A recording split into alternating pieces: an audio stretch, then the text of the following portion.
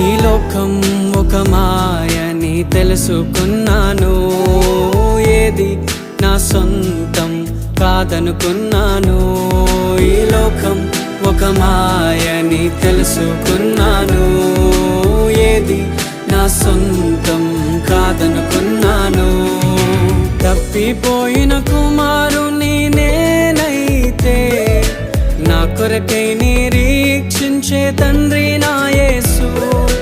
తప్పిపోయిన కుమారుని నేనైతే నా కొరకై నిరీక్షించే తండ్రి